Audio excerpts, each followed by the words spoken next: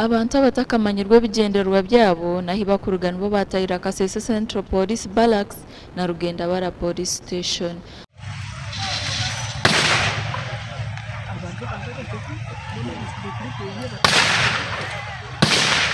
Aba baba binemhoro ebirasho n'amabaro mu nshaho zabo.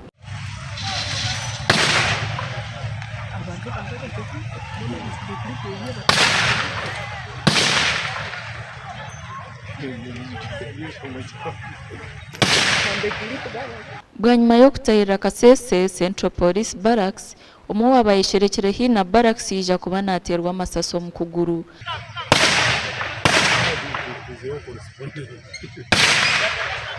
Lieutenant Joel Warusimbi or RDC wa Kasese kandi orukurebyo kwerinda bwa district egi yahamya ngo abantu mwenda aba bataahiriire barracks ibire za police baitwa kandi 30 bakwatwa obwo kuchondoza kuri kugenda omu maisho.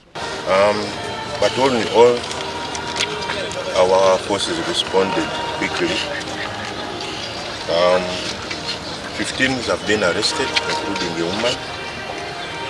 5 injured our own, and 5 were put out of action. Mbarara Police Station, 5 put out of action. Lieutenant Warusimbi yongerera ajyango byo kwerinda byamazire kuba n'ibinywezibwa. So I want to assure Ugandans and Kasese that we responded quickly and the situation is normal.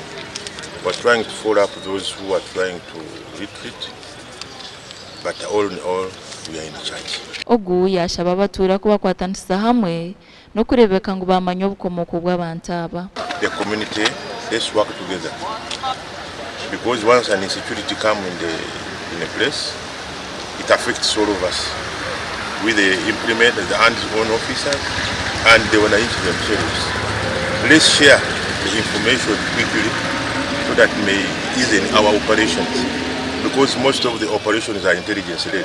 Terrorism, I want to call upon you, please give us peace, because a peaceful country can taste development. A peaceful country is that country that shoots and jumps into high economies. Rwampara yaashaba batura bo mu cyanga cya Rwenzori kubagezaho kurwanisa abo bona abarukishisho businge bwabo. I want to call upon the people of Kasese and Rwenzori region that we should desist from supporting any radicalization or terrorism. This business of radical behavior is not wanted. On behalf of Kasese district leadership, I want to strongly denounce this radical behavior and the actions of terror. Emibiri y'abaitwa yatwarwa Kasese Municipal Council Health Center ya kashatu obwo kuchondoza kuri kugenda omu maisho. Gashakwa Gilbert Muhanguzi.